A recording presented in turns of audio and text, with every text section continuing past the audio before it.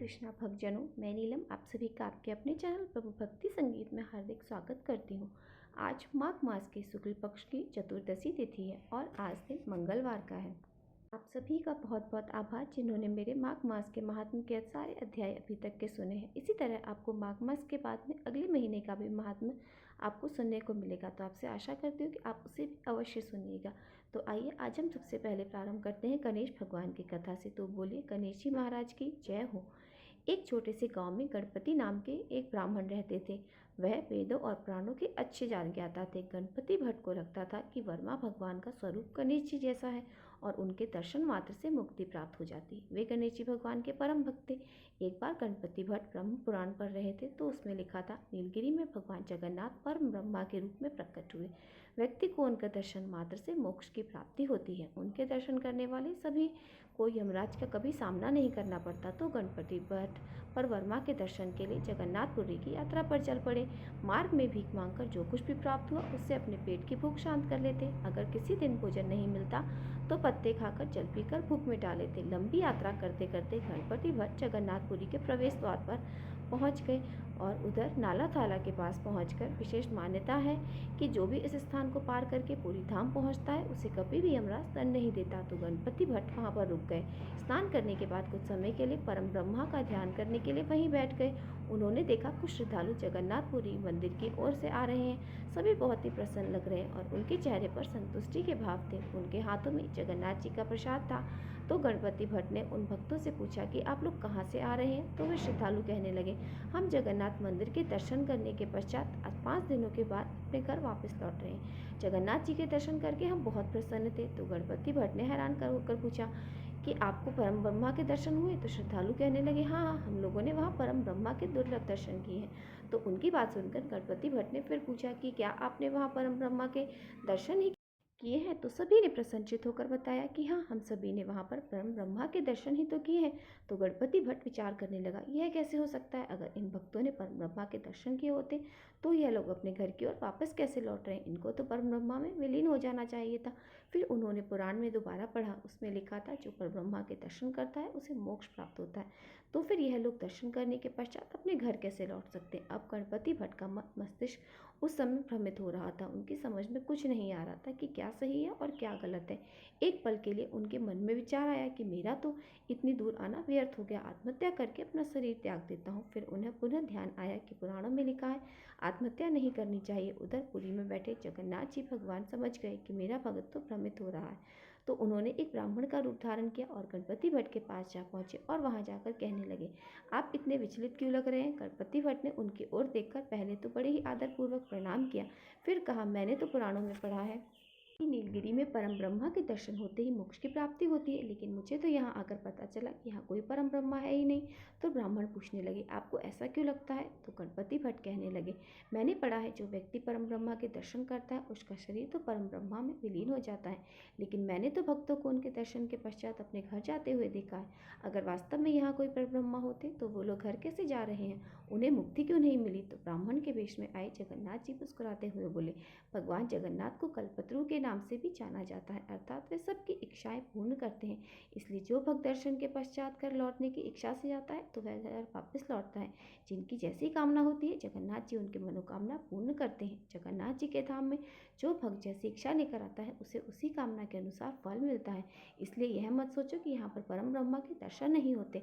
तो ब्राह्मण की बात सुनकर गणपति भट्ट का मन बदल गया और वह जगन्नाथ जी के दर्शन करके जगन्नाथपुरी धाम की ओर चल पड़ा। जिस दिन गणपति भट्ट जगन्नाथ मंदिर सिंह द्वार पर पहुंचा उस दिन संयोग से स्नान पूर्णिमा थी। उस समय जगन्नाथ जी बलभद्र और सुभद्रा माता को स्नान मंडप में ले जाकर स्नान करवाया जा रहा था। हजारों की संख्या में भक्त अपने देवता के दर्शन करने वहां पर आए हुए थे। गणपति भट्ट ने भी वहां जगन्नाथपुरी में जाकर दर्शन किया और गणपति भट्ट का वहां पर गणेश जी पर उनका विश्वास था कि परम ब्रह्मा का चेहरा गणेश जी जैसा है।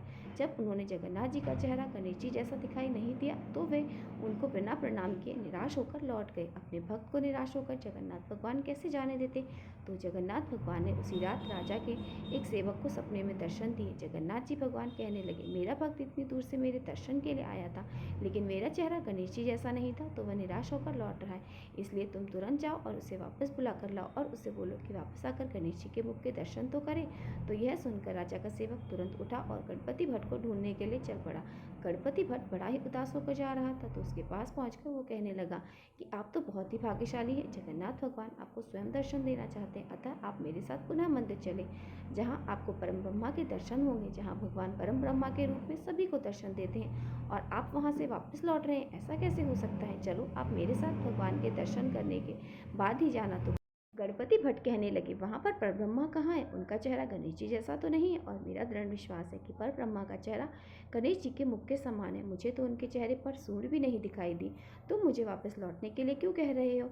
तो वह कहने लगा, आप एक बार दोबारा मंदिर जाएं, आपको इस बार परब्रह्मा के स्वरूप में गणेश जी का चेहरा अवश्य दिखाई देगा। इस तरह राजा के सेवक के बार बार अनुरोध करने पर गणपति भट्ट पुनः मंदिर में गए। इस बार उन्हें भगवान जगन्नाथ और बलभद्र के चेहरे पर एक बड़ी सूंड और सुंदर दंत के दर्शन हुए, जिसे देखकर गणपति भट्ट ने प्रसन्न होकर उनकी स्तुति की।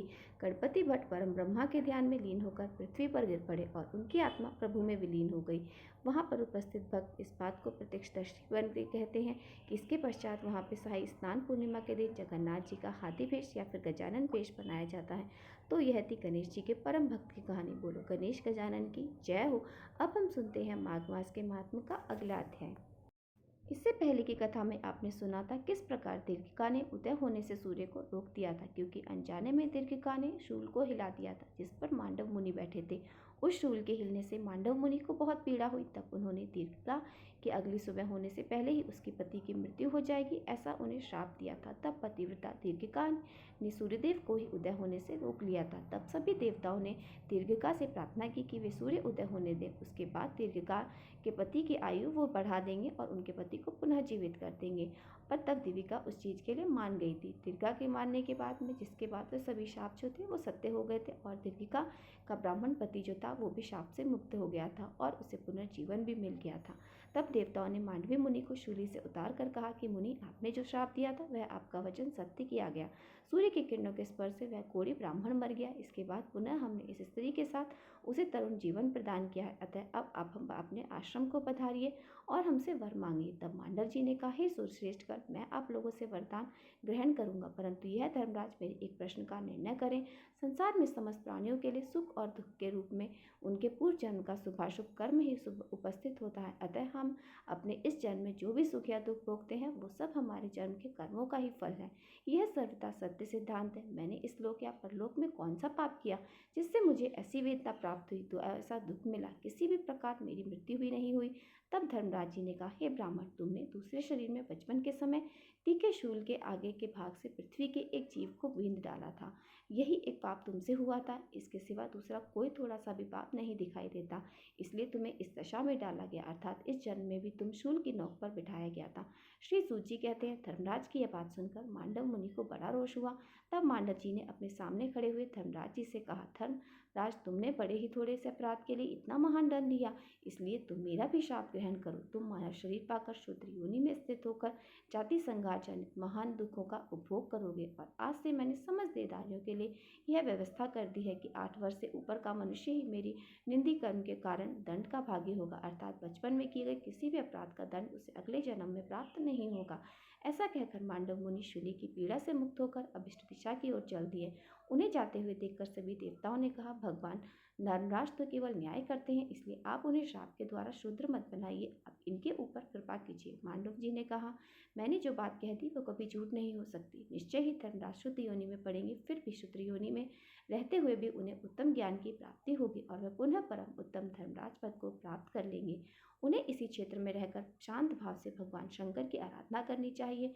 और यदि आप सभी देवतागण मुझे वरदान देना ही चाहते हैं तो ये शूली आज मेरे स्पर्श से धर्मदाय तीर्थ बन जाए। तब देवतागण कहने लगे कि जो भी प्रातःकाल उठकर इस शूली का स्पर्श करेगा वह इस लोक में पापों से मुक्त हो जाएगा। मांडव मुनि ने ऐसा कहकर इंद्र आदि देवता पति सहित उस पतिव्रता से आदर पूर्वक बोले, हे पतिव्रते, तुम्हारे मन में जो इच्छा हो उसके अनुसार वर मांग लो। तब वह पतिव्रता दीर्घिका का बोली, देवीश्वर, इस स्थान में मेरे द्वारा जो गड्ढा बनाया गया है वह तीनों लोकों में दीर्घिका तीर्थ के नाम से विख्यात हो। देवताओं ने कहा, आज से लेकर तुम्हारे कथन अनुसार यह गड्ढा तीनों लोकों में दीर्घकाल के नाम से विख्यात होगा। जो मनुष्य इसमें श्रद्धा पूर्वक स्नान करे तो वे यदि नपुंसक होंगे तो पुत्रवान हो जाएंगे और अपने वंश की वृद्धि करेंगे। दीर्घकाल से ऐसा कहकर सभी देवता स्वर्गलोक को चले गए। सुंदर पतिव्रता भी उसी समय अपने प्रियतम पति के साथ सुख भोगने लगी।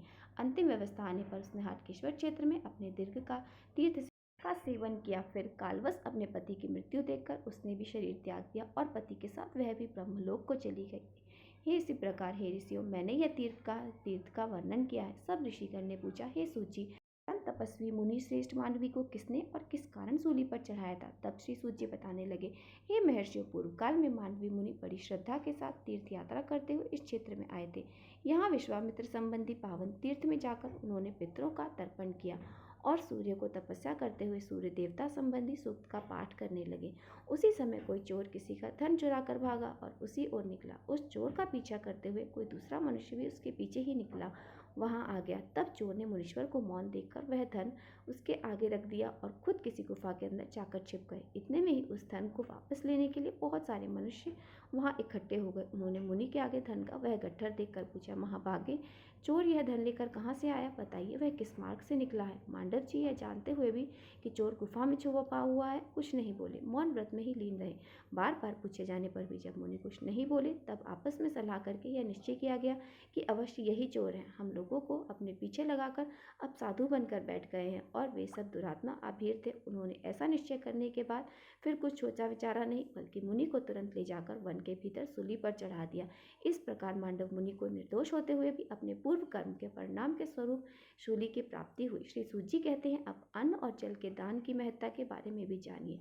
महर्षियों, प्राचीन काल में आर्नर देश में वाशुशेरण नामक एक राज्य रहते थे। वो राजा राज्य करते थे। विलंब समय तक राज्य करके पुत्र पौत्र का सुख देखकर समय आने पर मृत्यु को प्राप्त हुए। उनके बाद मंत्रियों ने उनके पुत्र सत्यसेन को राज्यपद पर अभिषिक्त कर दिया। सत्यसेन शौर्य तथा उदारता से संपन्न थे। राजा वशुसेन ने जीवन काल में बहुत से दान किए थे। उसी दान के प्रभाव से वे दिव्य वस्त्रधारी और दिव्य रत्नों से विभूषित होकर श्रेष्ठ विमान पर बैठकर स्वर्गलोक को गए। पर वहां जाने पर भी वे भूख को पीड़ा से घिरे हुए थे। उनका मन प्यास के कारण दुख से व्याकुल था।